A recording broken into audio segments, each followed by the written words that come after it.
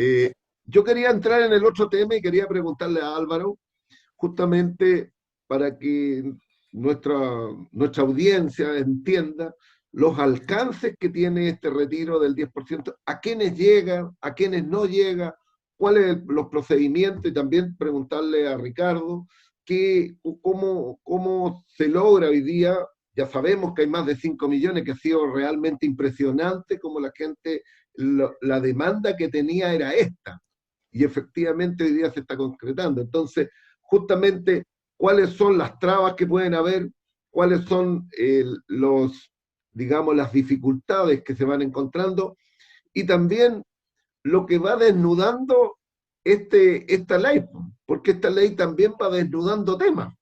Entonces yo quiero partir por ahí y también preguntarle ahí si Álvaro también alcanza, o lo dejamos para una nueva otra ronda, para ver qué es lo que está desnudando el sistema, porque claramente aquí las miserias están apareciendo.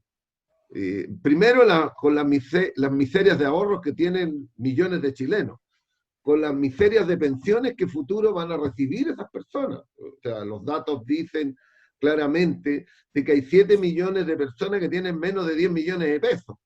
¿Cuánto va a alcanzar una jubilación con 10 millones de pesos?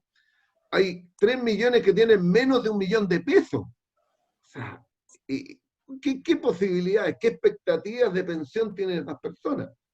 Bueno, eso para que nos expliquen aquí nuestros expertos, como son ustedes, tanto Ricardo como Álvaro. Álvaro, te dejo. Gracias, gracias Hernán. Bueno, mira, yo estoy realmente impresionado con la cantidad de gente que está requiriendo su 10%. Porque siempre uno tiene alguna expectativa de cuál podría ser la reacción, pero cuando te dicen los números duros, y anoche, alrededor de las 12 de la noche, salió una información de que ya habían solicitado este retiro 5.400.000 afiliados. Es decir, la mitad de los afiliados en menos de 24 horas. Es que me recuerda la frase aquella, ¿no? De esto no prendió, cabros, ¿verdad? Sí. No prendió. Clemente Pérez. Y ahí está la gente, ¿ah? Votando con los pies, como le gusta decir a la derecha, ¿verdad? Votando Claro. con los pies. Y ahí está, pues, votando con los pies, sacando su dinero de un sistema que no les garantiza ninguna pensión razonable. Es más, lo que les garantiza es una pensión miserable. Voy a insistir con unos números que cada cierto tiempo yo tiro a la palestra para que la gente se dé cuenta de lo grave que es esta situación de las pensiones. En los años 2017, 2018 y 2019, en esos 3 últimos años, la pensión mediana autofinanciada, la que proviene de los fondos de AFP, es de 50.000 pesos. Tengo el número preciso, pero no se preocupe, son 100 pesos más, 100 pesos menos, 50.000 pesos. Esa es la mediana. Los hombres tienen más suerte porque tienen una mediana de 122.000 pesos.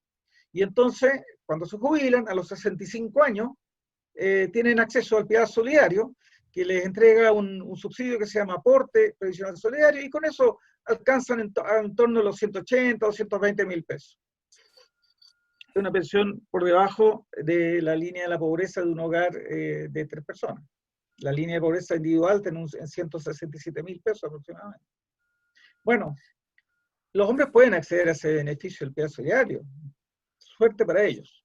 Las mujeres, en cambio, y Sandra, por favor, escucha esto, la mediana de la pensión de esos mismos 3 años alcanzó para las mujeres a solo 25.000 pesos. 2 billetes de 10 y un billete de 5. Es decir, 1 kilo de pan diario al mes. Esa es la pensión que están recibiendo el 50% de las mujeres, o menos, porque es la mediana, o sea, de 50%, de 25.000 pesos hacia abajo. Y resulta que las mujeres, como se jubilan a los 60 años, no tienen acceso al Pilar Solidario, porque se tiene acceso a los 65. Por lo tanto, esta sociedad, este Estado, condena a las mujeres que se jubilan a subsistir, nadie sabe cómo, con 25.000 pesos durante 5 años. O sea, yo no entiendo cómo nadie se indigna, nadie se quema los bonzos. O sea, realmente es impresionante. No hay reacción de quienes deberían reaccionar, los que están en posición de poder. Y te digo más, Sandra, las mujeres tienen un beneficio del bono por hijo, ¿verdad? Que más o menos son 10.000 pesos de pensión adicional por cada hijo nacido vivo. Pero resulta que también hay que esperar hasta los 65 años.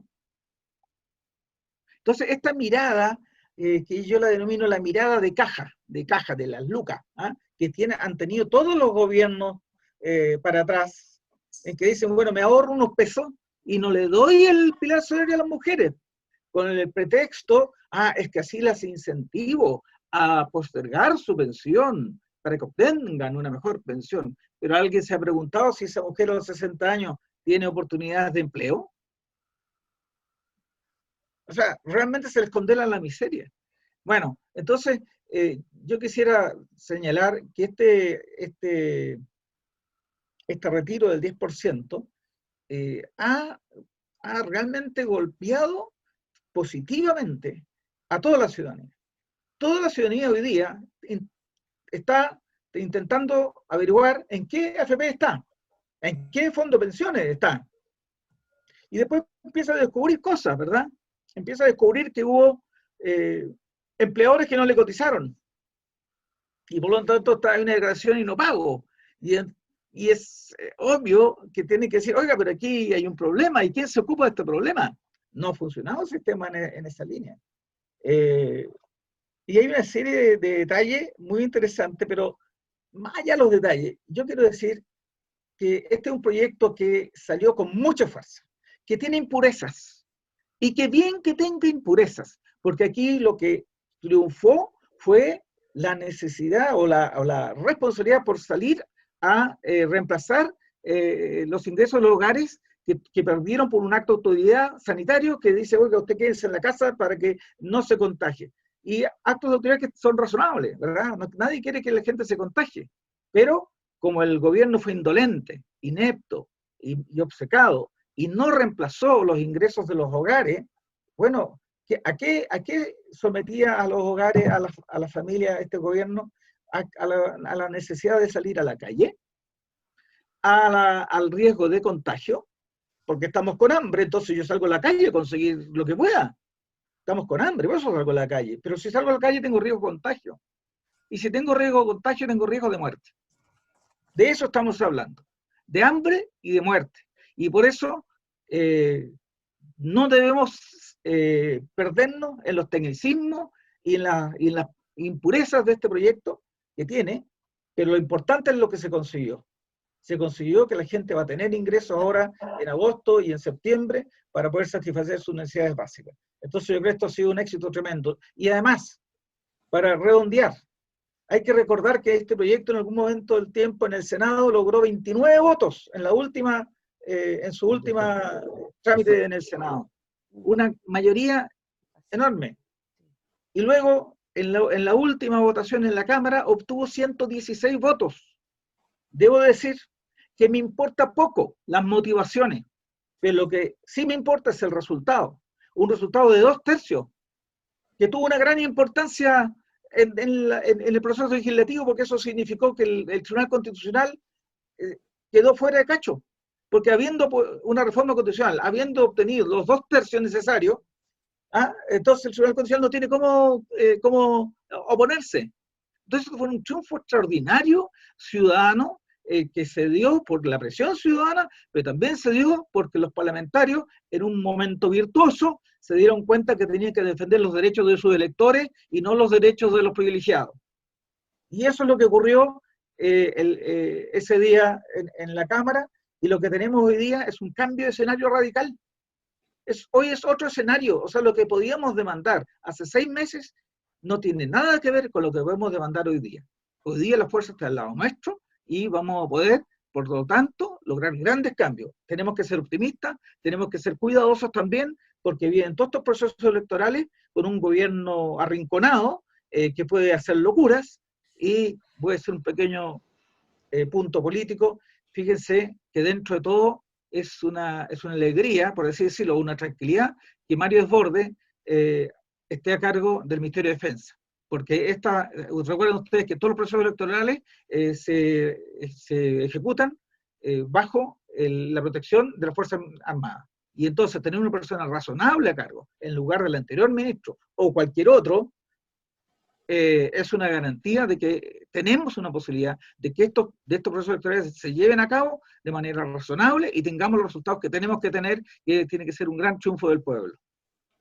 Gracias, Álvaro. Muy buena tu intervención. Yo creo que aclaratoria y también con mucha opinión de lo que efectivamente hemos estado viviendo en los últimos días y lo que vamos a vivir a futuro también, que es importante. Ricardo. Querido amigo, esto es un diálogo. Así que yo voy a partir con un acuerdo central con Álvaro y algunas discrepancias. El primer acuerdo es que esto hay que celebrarlo, porque fue un triunfo que se genera en un marco de pandemia. No estuvieron 1 millón y tanto de personas en las calles. Cuando teníamos 1 millón y tanto de personas en las calles, lo único que vimos era fuerza militar reprimiendo. Ahora no hemos visto, no hemos podido porque ha habido responsabilidad, más allá de algunos pequeños brotes, la responsabilidad de las organizaciones sociales para enfrentar la pandemia sanitaria ha sido muy valiosa. Y eso nos da fuerza para enfrentar la pandemia neoliberal, que es el gran problema que tenemos todavía vigente. Yo creo que hay que celebrar este éxito. Celebrar además que para la ciudadanía se hizo claro un montón de cosas. ¿Pero por qué se hizo claro? Porque se aplicó aquí un fenómeno muy especial. Los canales de televisión que nunca inflaron las propuestas de análisis crítico, ¿no? Las pocas veces que nos invitaban, a veces nos censuraban. A mí me pararon varias veces en la televisión porque no se podía criticar a la AFP, porque los bancos, las grandes empresas son los principales avisadores y ellos tienen nuestra plata. En consecuencia, no se podía criticar. Yo tengo ejemplos, publiqué denuncias de cómo la televisión censuraba. Censuró a Mesina una vez, me censuró a mí un par de veces, a distintas personas que expresábamos opiniones sobre el particular. ¿Qué fue lo que rompió esto? Que de repente los canales de televisión, desesperados por la audiencia en sus matinales, empezaron a hablar en contra del proyecto. Y se aplicaba un viejo dicho de un político antiguo que decía, mire, no importa que hablen mal de mí, mientras hablen, no va a ser un tema importante. Entonces, cuando los tipos le sacaban la mugre tanto a un proyecto como este, la gente empezó a abrir oído, a ver qué está pasando, qué tan malo es esto que me están ofreciendo de nuevo. Me están expropiando los fondos, no están reconociendo mi derecho de propiedad, nos van a dejar sin pensiones, van a producir una catástrofe en la economía. Y de pronto los canales empezaron a llevar personas que fueron abriendo el espacio. Yo creo que un elemento de aprendizaje, claro, de nuevo, cuando le sacamos la mugre a Pinochet, cuando pudimos para la campaña del no llegar a la televisión. La televisión fue un elemento clave para poder mostrar la madurez del pueblo chileno, que personas como Clodomiro Almeida, por ejemplo, y Patricio Elwin se hayan podido encontrar y buscar los elementos para generar una propuesta conocida por televisión, nos dio el triunfo. Entonces yo trataría, mira, sí, creo que hemos aportado, entre otras cosas, ideas, humildad, no protagonismo individual. Pero esta batalla se ganó porque tuvimos una coyuntura especial. No comparto con Álvaro una visión tan optimista en el corto plazo. Aquí no han cambiado la correlación de fuerzas. No. Yo veo diputados de la derecha que votaron a favor porque el 82% de las encuestas decían que la gente quería eso, porque en sus propios distritos la gente les gritaba o les mandaba recados de que cumplieran con este desafío y se atrevieron a hacerlo y yo los valoro y lo destaco, pero ya hay 2 o 3 diputados de derecha que dicen, pucha, yo tenía un gobernador amigo en mi distrito y el gobierno lo echó. Están empezando las represiones de este gabinete para el rechazo. Entonces en política uno no puede cometer errores tan garrafales como decir, chuta, ya tengo abierta la muralla, cambié la correlación. No, yo creo que aquí el gabinete se está reagrupando y tienen fuerza. No olvidemos, la derecha tiene todavía nuestra plata. Si esto del 10% de retiro no es nada, manejan el 90% todavía. Y ese 90% se expresa en canales de televisión, en medios de comunicación, en compra de políticos, en compra de dirigentes sociales, en compra de mentiras. Entonces, cuidado. Yo creo que nuestra tarea es proponer ideas que sean transversales, que tengan la capacidad de sumar voluntad. Por ejemplo, Álvaro ha estado participando con Jimena Rincón, Patricio Vaso, en una propuesta que no significa cambiar el sistema ahora, no, pero significa una respuesta para cerca de 600.000 pensionados de retiro programado. Hombre, bastaría que dejemos de lado las tasas de mortalidad falsas hasta 110 años, porque el ejemplo que ponía Álvaro, la señora que tiene el bono por hijo nacido vivo, yo lo publico en uno de mis libros, lo publicó la segunda, la señora se inscribió a los 80 años en la FP para retirar, era 1.200.000 pesos en ese tiempo. Perfecto, le dijeron, aquí se los vamos a dar, el Estado se lo pasó en efectivo. Y a usted, señora, se lo vamos a dar en 120 cuotas, porque su expectativa de vida de los 80 es hasta los 90. Y si usted llega a los 90, se lo vamos a calcular hasta los 110. Entonces, cuidado.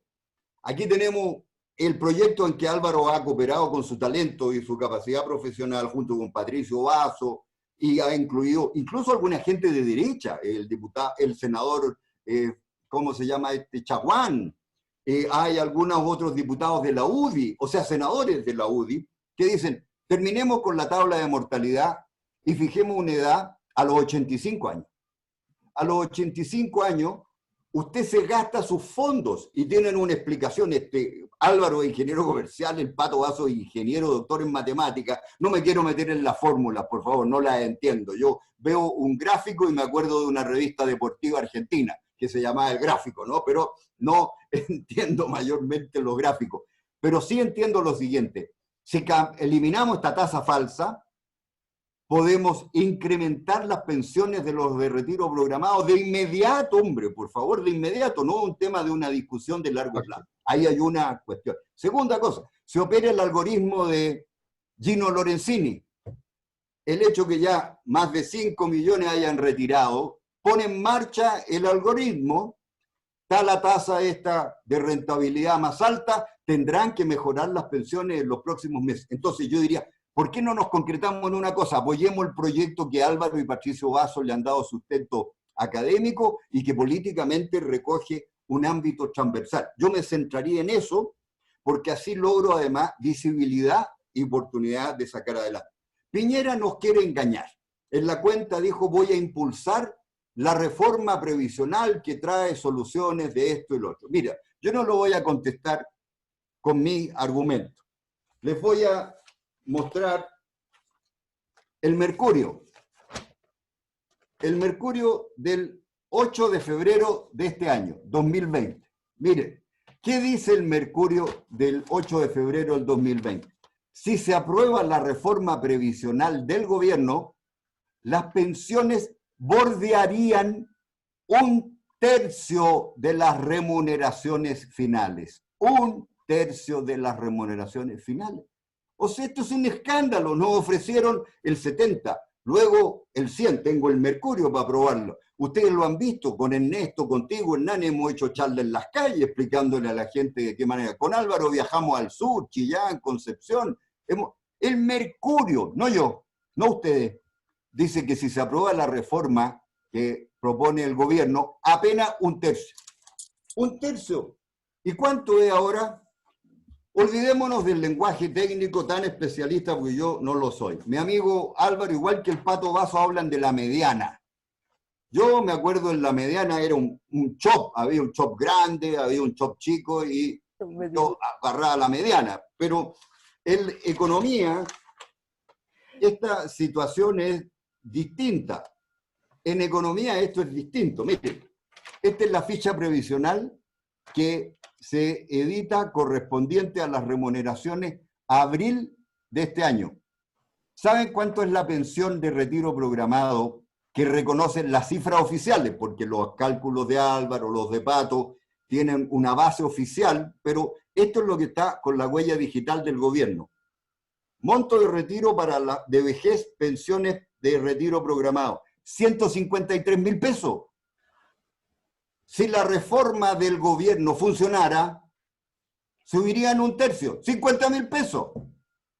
Llegaríamos a una pensión de 200.000 pesos, 2/3 del salario mínimo.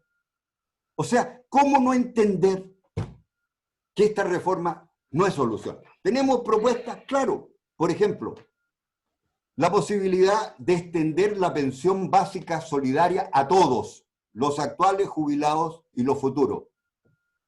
Álvaro me va a ayudar, estoy seguro, con los cálculos. ¿Saben lo que significa eso? Que duplicamos las pensiones de inmediato de todos los que están con retiro programado. ¿Por qué? Porque la pensión básica solidaria hoy día, me equivoco, ¿no, Álvaro? Está en 157.000 pesos. ¿Más sí, hay 3 tramos según la edad del pensionado. Pero la base son como 157.000 pesos, que fue la gran reforma que se aprobó, digamos, desgajada del proyecto del gobierno. Muy bien. Si ocurre que le damos esta pensión a todos los actuales jubilados, le sube al doble la pensión a los de retiro programado de inmediato, sin el algoritmo, sin el recálculo de la rentabilidad, sube todo. ¿Cuánto es el costo de esto? ¿Saben ustedes? Esta cosa se financia perfectamente con el aporte patronal. Esto tiene un costo inferior al 0,8 del PIB. El aporte patronal del 6% nos sirve de más, nos sobra. Podemos duplicar las pensiones y entonces tenemos, como ocurre en muchos países, un piso común. Ese piso común, entonces, todos los que están allí agregan al segundo piso una contribución. Yo soy partidario que se haga en un ente de seguridad pública, estatal, sin fines de lucro. Pero si miramos la condición esencial, yo he dicho varias veces, ¿sabes lo que a mí me importa? Que los políticos escuchen a la gente por la máquina, no la están escuchando. Yo quiero tener libertad para decidir. Me dicen, usted es libre para escoger fondo, o sea, ¿dónde me pasan la cuchilla? ¿Es usted libre para escoger qué AFP? ¿Y por qué no me dan libertad para escoger entre un sistema público y solidario y las AFP? La libertad es la herencia del bravo, la victoria se humilla a su pie, decía uno de los poemas que aprendimos en el colegio, glorioso Liceo Miguel Luis Amunátegui, ponte de pie Ernesto Medina, digamos, en el tema. Entonces, yo creo que tenemos respuesta razonable, sustentable. No somos una oposición mezquina, somos gente que hemos aprendido a escuchar a las personas y creo que los desastres que ellos anunciaron se demostraron mentira. Va a crecer la economía chilena, porque, termino con esto, mi querido amigo, los 20.000 millones de dólares que supuestamente se retiran no se van a comprar acciones en el extranjero, se van a invertir aquí. Al invertirlo aquí, se va a pagar el IVA, que es casi el 20%. Si se invierte el 20.000, el Estado recupera 4.000 millones de dólares a los pocos meses. Entonces, amigas y amigos, no solo estamos con el pueblo, tenemos argumentos. Muy bien, Ricardo. Justamente uno de los temas que va a producir y que tienen claro, yo creo que los economistas, todos los se sacaron la venda y decían que esto era una catástrofe, pero hoy día esta inyección de recursos va a hacer crecer la economía, va a haber recursos, va a haber el pequeño comercio va a aumentar sus ventas, la gente va a comprar, va a tener para poder adquirir productos, otros van a adquirir. Mira, ayer era impresionante. Yo no sé si en efecto ya el previo al retiro del 10%. Fui al supermercado. Pero la cola más larga que estaba en el supermercado era la gente comprando televisores. Sí, te prometo. En un supermercado comprando televisores porque el supermercado lanzó una oferta de televisores inmediatamente. Y había una cola, pero inmensa, con gente con televisores, comprando cosas. Yo creo que, mira, pero eso es que la plata se está invirtiendo Aquí, pues. la gente considera necesario. A lo mejor no necesita para comer, pero también se puede dar el lujito de tener un buen televisor para pasar la cuarentena con un televisor mucho más de mejor calidad, con una pantalla más grande y todo eso. Pero eso era impresionante. Ahora, que la economía se va a reactivar, pero si los ejemplos están, o sea, la economía, yo pongo siempre algunos ejemplos, Portugal, una economía que está, un país que estaba quebrado, la primera medida que toma el gobierno, ¿no? El gobierno que hoy día que está todavía vigente, hace y aumenta los ingresos mínimos al doble, en contra de las políticas del Fondo Monetario Internacional y todos estos organismos que dicen que no. Bueno, el gobierno tomó la decisión, no oyó a las políticas internacionales, subió. ¿Y qué es lo que hizo? Reactivó la economía, pero tomó medidas concretas, tomó medidas mucho más concretas. Entonces, yo creo que esto va a ser una inyección de recursos que va a ir directamente, la mayoría consume, y como dices tú, el Estado también se va a beneficiar. Si el retiro de esto le va a llegar el pago de impuestos, los consumidores no tenemos cómo descontar los impuestos, los pagamos, por tanto es una carga. Y en ese sentido, nosotros creemos de que son políticas que debieron haberse de otra manera. Esto de las cajas. La verdad que había una oportunidad para reactivar el pequeño comercio. Así es. Pero el gobierno prefirió dárselo a 6, 5, 6, 7 grandes empresas que les prepararon sus cajas, pero que además viene con una inyección importante de puros productos importados. Porque tú sabes de que el aceite que va en la caja no es nacional, es importado, vienen los camiones desde Argentina, otros vienen de Malasia con otros productos, entonces todo lo que no es producción nacional. Pero más allá de eso, si esos recursos se hubieran inyectado para que las personas hubieran tenido una tarjeta para gastarla, y con ese un voucher de tal manera que puede ir al almacén de la esquina, compra, reactiva justamente todo el pequeño comercio. Eso no se hizo. Y hoy día se cometió el segundo, nuevamente se vuelve a privilegiar a los grandes distribuidores con 3,5 millones más de cajas. Y el pequeño comercio, ¿qué es lo que hace? Se va ahogando más porque tiene menos demanda, porque los productos que están ahí, ellos también los tienen. Tú podrías incluso haberle fijado el precio máximo que podía comprar que podía pedir el comerciante. Por lo tanto, puras políticas erradas que no van en la dirección correcta. Aquí hay algunos, y eso hay que tenerlo claro, hay algunos que se están forrando con esto en la cuarentena. O sea, aquí hay algunos que están ganando muchas lucas, y claramente es porque se les ha dado la oportunidad. Entonces yo creo que lo que está pasando con el 10% es algo que va a ser una enseñanza a futuro. Yo creo que aquí hay que sacar lecciones de lo que pasó, cómo la reacción de las personas. Esta reacción, como dice Álvaro, que en menos de 24 horas tenemos 5 millones de personas ya que la están solicitando, es porque muchos no conocían la realidad de lo que estaba pasando la ciudadanía y las necesidades que tenía y cuál era su deseo principal. Esto fortalece todo el movimiento que es para reformar también la AFP. Esto también tiene que ver con eso. Aquí se va a producir también un fortalecimiento de la demanda de una reforma profunda al sistema de pensiones. Eso creo yo. Y ahí, por eso yo quería, antes de pasar al otro tema que yo quería pasar, le doy la palabra a Sandra para que nos dé también su opinión con respecto a esto. Sandrita. Comparto todo lo que tú dices. Comparto todo lo que tú dices. Pero yo quería retomar un poquito el tema que también ha sido como súper importante que habló el señor delante, es la televisión en su totalidad. O sea, es parte de Quilicura TV, soy parte de este maravilloso grupo humano y es vergonzoso ver la televisión chilena entregada, como lo dice la gente en la calle, vendida, que alejada de la realidad. Triste verlos, no solo la televisión alejada de la realidad, los políticos alejados de la realidad. Y como decía delante el señor, a la gente le importaba un rábano quién votara a favor por esto, ¿ah? Ojo.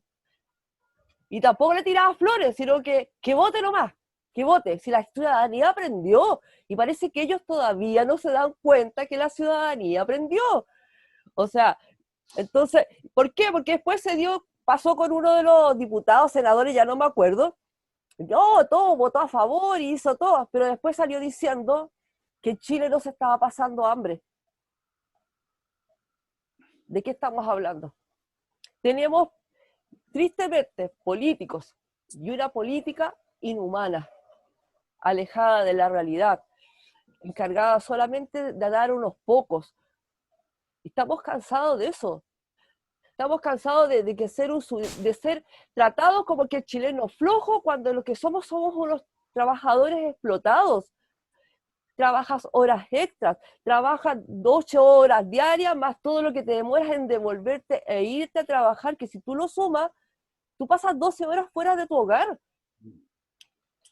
Y también se quedó a la palestra, quedó en evidencia algo que muchas veces uno lo dijo, pero a la gente le costaba entenderlo y yo no sé por qué. ¿Usted me puede hablar quién es clase media en este país? Yo me considero pobre y no me avergüenza. Yo creo que hay pobre, rico y extra pobreza. No hay otro tema. No, para mí no lo existe. Si para alguien, bien, pero para mí no. Entonces, uno ha visto a la gente pasarla mal. Gente que se consideraba clase media, porque tenía un trabajo, tenía su casita, tenía su auto, pero nos metieron eso de que eso es clase media, como si fuera muy terrible ser pobre, y en realidad te quitaron el trabajo, las políticas públicas del gobierno nefastas, pero nefastas, todas, porque lo único que ha hecho es humillarnos cada vez más. Y ahí la gente entendió su realidad, porque si no tienes tu trabajo, ¿cómo pagas arriendo? ¿Cómo pagas dividendo? Y llega tanta la inhumanidad que llega a doler. Porque cuando tú tienes contacto con la ciudadanía, como yo sé que muchos de ustedes lo tienen, y tú ves el dolor en la mirada de tus vecinos, la desesperación, uno como mujer, y cuando, como decía delante el señor, ¿qué trabajo termina haciendo un adulto mayor en este país? ¿A dónde los ves trabajando la mayoría? ¿O no los ves limpiando calles? ¿O en los de basureros, los adultos mayores, los varones? Así termina uno aquí en este país su vejez. Es triste, ¿verdad? Me da pena, me da rabia trabajar tantos años de tu vida para después que no tengas la opción de decidir si quieres seguir trabajando bien, porque hay algunos que les gusta. Dice, para no sentirme útil. Pero cuando tú le preguntas a la mayoría, te dice, no, me gustaría estar haciendo otras cosas.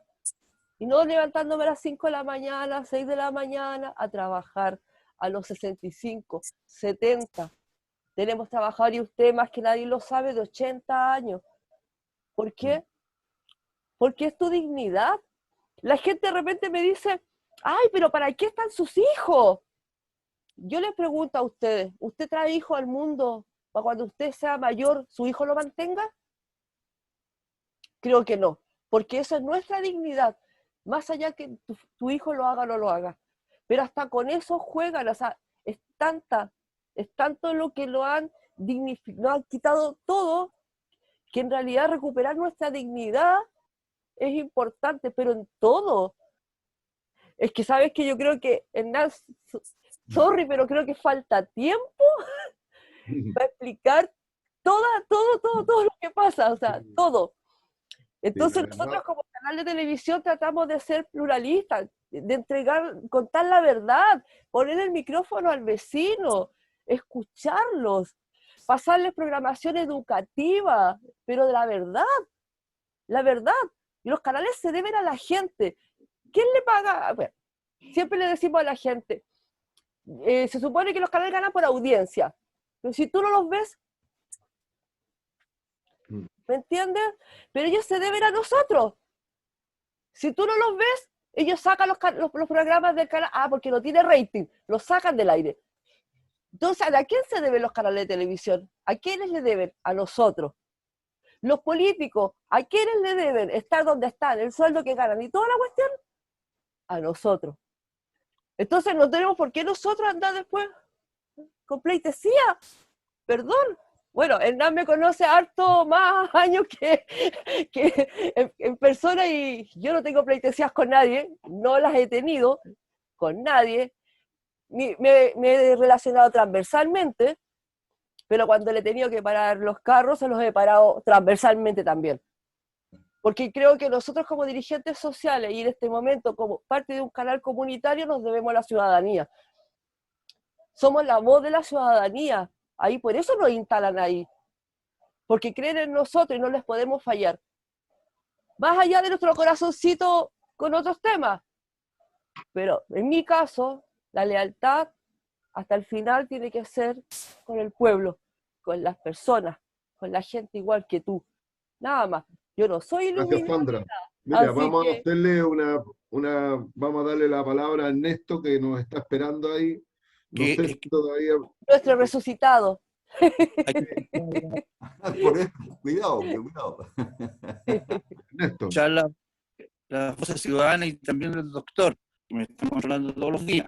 Entonces voy a tener que retirar, los dejo, ya sabía que tengo que hasta las 12 vienen de la guitarra, así que un gran abrazo para todos y la unidad. Fuerza, amigo, fuerza, ánimo. Listo. Que todo vaya bien, Ernesto, un abrazo. A derrotar al coronavirus nomás. Definitivo, dale el golpe mortal ahora. Oye, ya pasamos Mira, las dos pandemias, tienes que pasar agosto ahora, ¿ya?